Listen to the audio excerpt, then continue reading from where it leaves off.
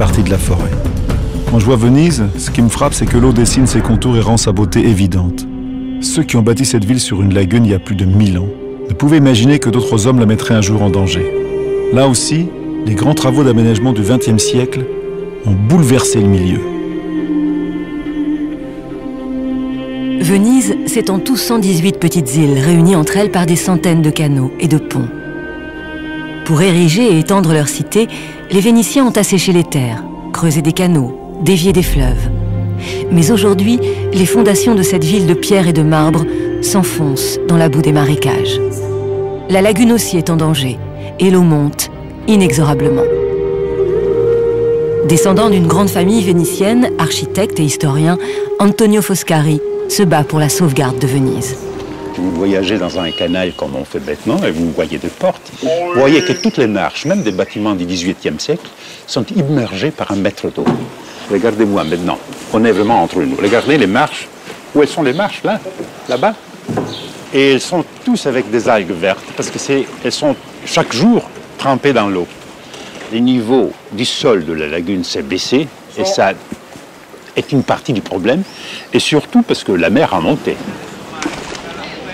Chaque année, les rues et les places de la ville disparaissent plus de 50 jours sous les eaux. Depuis le début du XXe siècle, ce phénomène qu'on appelle l'acqua alta n'a cessé d'augmenter. Aujourd'hui, la question se pose. Et si Venise restait submergée?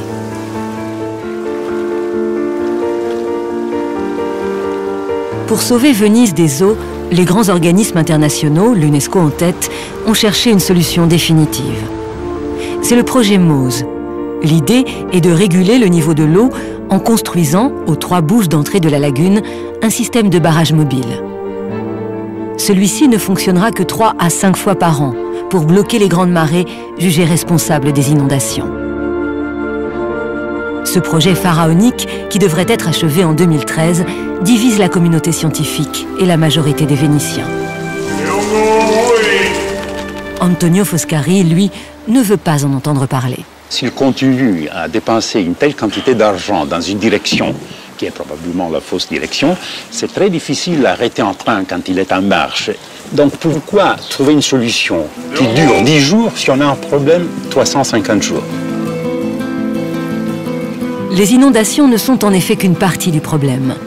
Venise est aussi victime de son succès. 40 000 touristes en moyenne par jour.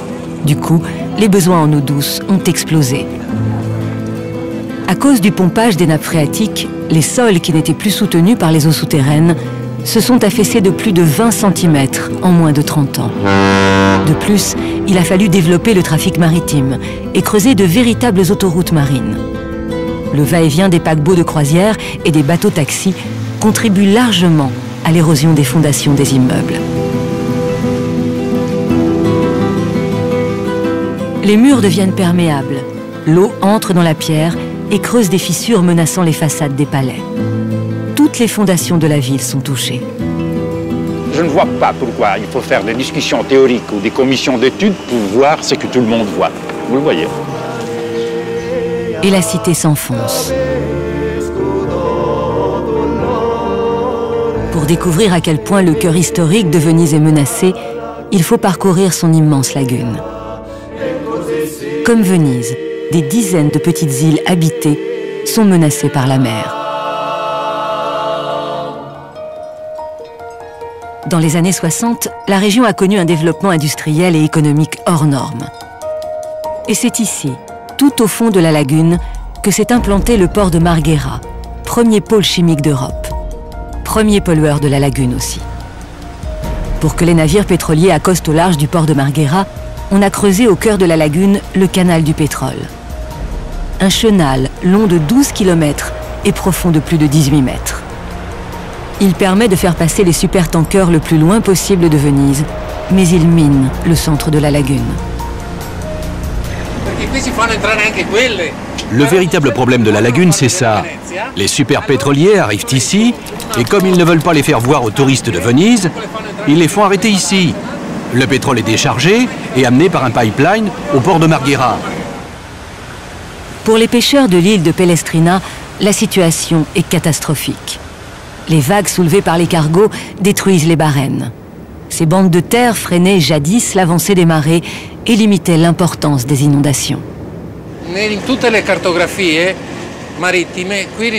Sur toutes les cartes marines, ici, il est marqué qu'il y a de la terre ferme.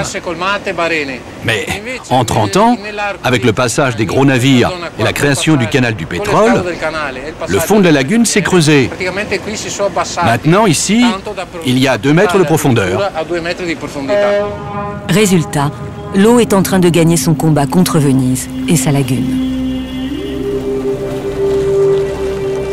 Pour Antonio Foscari, il est peut-être trop tard. Dans ces 30 ans, la lagune a perdu 120 millions de mètres cubes de matériaux lagunaires. C'est-à-dire qu'ils sont disparus à peu près 120 km² de marée. Ils se sont transformés dans une mer ouverte. 20% des terres sont désormais de l'eau. Un chiffre qui résume le drame que vit aujourd'hui la ville. Les projets qui existent actuellement, même s'ils sont imparfaits, comme le projet Mose, offriront sans doute un sursis à la cité des Doges. Mais jusqu'à quand? Avec la montée des eaux due au réchauffement climatique, Venise pourrait un jour être définitivement submergée. À nous, aujourd'hui, d'empêcher l'irréparable.